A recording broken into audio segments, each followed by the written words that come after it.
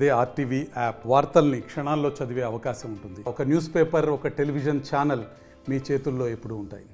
ఇవాళ RDO office, Anantapur RDO office ముందు వందలాది మంది పేద ప్రజలతో ఇవాళ ధర్నా కార్యక్రమం నిర్వహించడానికి అనేకమైనటువంటి కారణాలు ఉన్నాయి.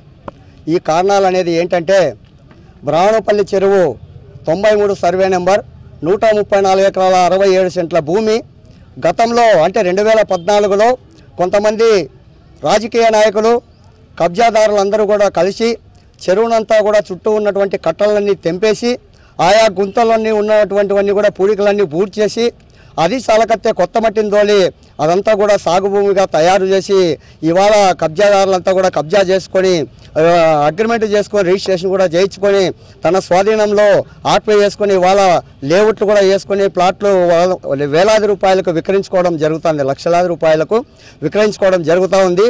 అయితే మేము సిపిఐఎంఎల్ న్యూ డెమోక్రసీ అనుబంధ సంఘమైనటువంటి అఖిల భారత రైతు కూలీ సంఘం ఆధ్వర్యంలో గత 2022 నుంచి కూడా ఆందోళన కార్యక్రమాలు చేస్తూనే ఉన్నాం.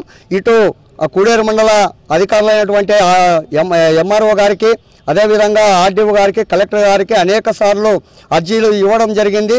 అయితే మొన్నటి వరకు అధికారులందరూ కూడా ఆ ప్రభుత్వం స్వాధీనం చేసుకుంటాం ఆ చెరువు భూమిని, అదేవిధంగా వాళ్ళ దగ్గర ఉన్నటువంటి రికార్డులన్నీ కూడా హ్యాండ్ ఓవర్ చేసుకుంటాం, వాళ్ళపైన కఠిన చర్యలు తీసుకొని దాంట్లో ఒక హెచ్చరిక బోర్డు కూడా వేస్తామనేటువంటి చెప్పినటువంటి అధికారులు ఇవాళ తెలుగుదేశం ప్రభుత్వం వచ్చిన తర్వాత ఆ భూమిలో ఎక్కువ శాతం కమ్మలకి సంబంధించినటువంటి దొరలు ఉండడం వల్లనే ఇవాళ రాజకీయంగా ఎవరు కూడా కబ్జా చేసుకోలేని పరిస్థితుల్లో ఇవాళ అధికారులు ఉన్నారు.